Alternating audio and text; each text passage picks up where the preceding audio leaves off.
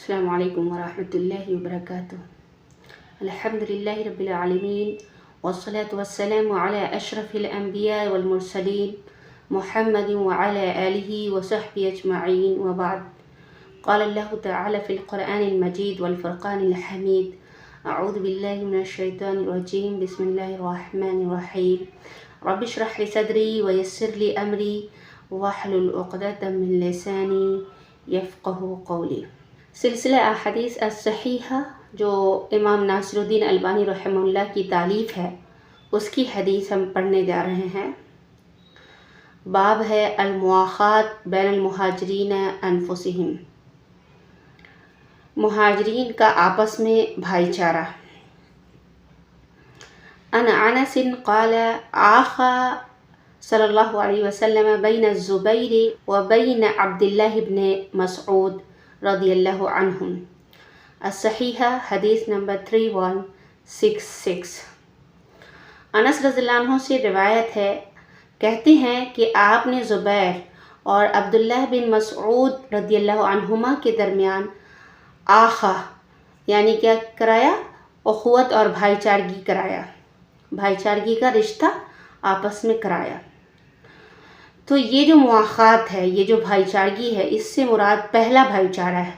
علامہ البانی رحمہ اللہ نے احادیث صحیحہ حدیث نمبر 3166 کے تحت فرماتے ہیں: قال ابن عبد البر كانت المواخات مرتين، مرة بين المهاجرين خاصة وذلك بمكة، ومرة بين المهاجرين والأنصار۔ امام ابن عبد البر رحمہ اللہ فرماتے ہیں، مسلمانوں کے درمیان مخاوات بھائی چارگی جو ہے 2 مرتبہ ہوا۔ ایک مرتبہ صرف مہاجرین کے درمیان مکہ مکرمہ میں، اور دوسری مرتبہ مہاجرین اور انصار کے درمیان مدینہ منورہ میں۔ پہلی مرتبہ جو مواخات اور بھائی چارگی قائم ہوئی وہ مکہ میں مہاجرین کے درمیان ہوئی، جیسا کہ اس صحیح حدیث سے معلوم ہو رہا ہے، اس لیے کہ یہ دونوں صحابی عبداللہ بن زبیر اور عبداللہ بن مسعود جو ہے دونوں مہاجر صحابی ہیں۔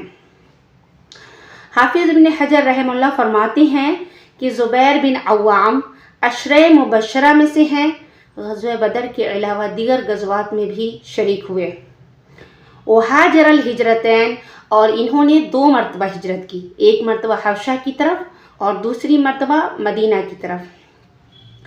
اسی طرح عبداللہ بن مسعود رضی اللہ تعالی عنہ کے متعلق فرماتے ہیں: اسلم بمکہ قدیما، مکہ میں بہت پہلے اسلام لائے۔